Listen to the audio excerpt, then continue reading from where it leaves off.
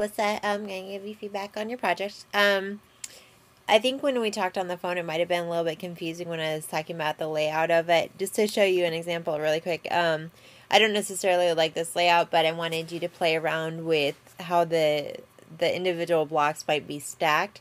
So I liked how you had the 1, 2, 3 baby, kind of the 3-tier with baby on the bottom, but I wanted you to play around with different variations of it. So this is an example of what I was talking about with it being crawling, like falling on each other, in case that was unclear on the phone. So the way that you have it, I would actually say go ahead and go back to the layout that you had before with the 1 on the top and then 2, 3 below it and then baby on the bottom, because I think that that's going to work out a lot better. And the main thing that I would say other than that, like, I like the 3D look that you did to it. And I kind of like that you have the variation between the black and the white, so that might end up working better when you do the variation with the 3-tier like you had drawn before. So I want to see you play around with that too. And it may just be that, you do several different variations of it and then you decide which one you think looks the best. But I do like the 3D look to it. And I think that the font that you picked looks pretty good. I was looking up different pictures of baby blocks to see what kind of font they use, because this one seemed a little bit too, not necessarily serious, but like, more mature, I guess, for baby blocks. So I was trying to see an example that I could show you of a more rounded font. But a lot of them end up having similar to this anyway. So it's not horrible if you happen to find one that's bold that looks a little bit more babyish and better for the baby blocks, like a little bit more round instead of just like the solid chunks of blocks at the top. That might work better. And then the main thing I would say is you need to clean these up quite a bit, because the blocks, you can see, aren't connected there and they're kind of hanging off the side, and these blocks would fall apart and be a hazard and babies would eat them and choke. So you don't want that to look like your logo is going to be a hazard to babies. You want to clean these up, make sure that all these lines are connected and everything. So an easy way to do it, if you go into Illustrator, if you're trying to make a perfect block, what I just did really quick, I have way too much stuff open. What I did is, if you make a perfect square by holding down Shift, and then I'll go ahead and fill that in like that, and then make a copy of that, and then put your other square, zoom in, put your other square behind it. Just go ahead and move that to the back.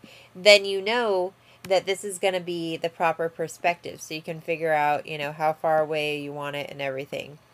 And then all you have to do is basically just add the lines between them,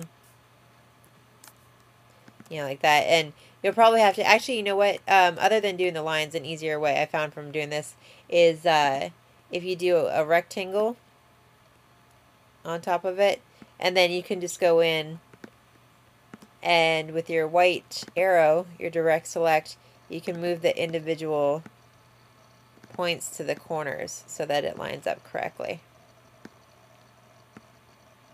Okay, and then, if you have to, because you don't want to do this quick and make it look all messy, so you can zoom in here.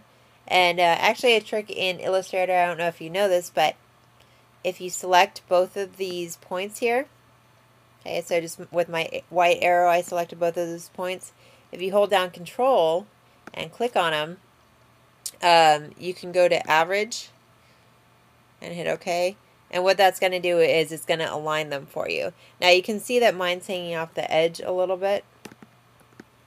Okay, like right there. So you might need to go in and still play with it. Like, since these are perfectly aligned, then the stroke's going to be off a little bit. So you might need to go in and just nudge it with your arrow keys and make sure it's perfectly aligned. This is kind of the messy way to do it, so you'll have to zoom in and look at it and make sure that everything's aligned, because now this has the thicker line there and everything. So you'll probably need to play around with it. Or you can probably even take the stroke off of that rectangle, since the back one has a stroke, and then just make sure that it's connected and everything, and then you'll have to add the stroke on that side. So a couple different options for how you can make it, but the easiest start is to make a square, copy it, and then put the other square behind it.